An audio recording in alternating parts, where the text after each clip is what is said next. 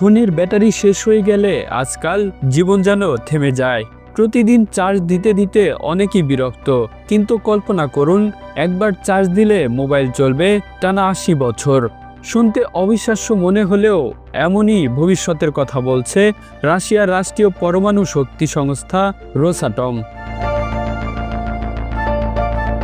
সংস্থাটির first deputy director general Kirill Komarov বলেন, nuclear battery তৈরি হলে পারমাণবিক শক্তি ব্যবহারের পুরো ধারণাই পাল্টে দেবে। তিনি আরও বলেন, আমরা আত্মবিশ্বাসী এই উদ্ভাবন বৃথা যাবে না। একসময় এগুলোর বাস্তব প্রয়োগ আমরা দেখব।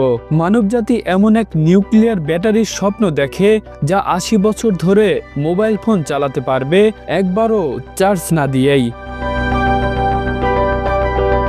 হয়তো কেউ এত বছর একই ফোন রাখতে চাইবে না, কিন্তু তাত্ত্বিকভাবে এটা সম্ভব। এই নিউক্লিয়ার ব্যাটারি মূলত রেডিও অ্যাক্টিভ আইসোটোপ থেকে উৎপন্ন তাপ বা বিকিরণকে বিদ্যুতে রূপান্তর করবে। এতে কোনো চার্জের প্রয়োজন নেই বিদ্যুৎ বিভ্রাটের ভয়।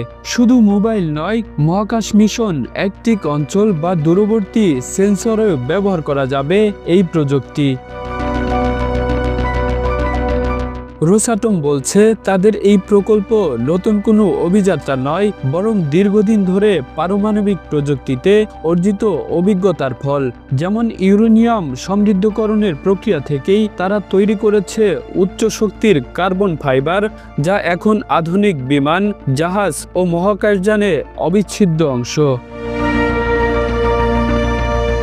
কিরিল কোমারভ বলেন, নতুন মানেই সবসময় অজানা নয়, অনেক সময় পুরনো প্রযুক্তির নতুন ব্যবহার আমরা খুঁজে পাই। রোসাটমে আমরা সেটাই করি, প্রমাণিত সমাধানগুলোকে নতুন আঙ্গিকে কাজে লাগাই। কোমারভ আরও বলেন, গভীর মহাকাশ অনুসন্ধানে নিউক্লিয়ার শক্তিরই একমাত্র সমাধান। একটি ছোট ইউরেনিয়াম প্লেট ৪০০ কেজি কয়লার সমান শক্তি দেয়, যা মহাকাশযান চালাতে অপরিহার্য।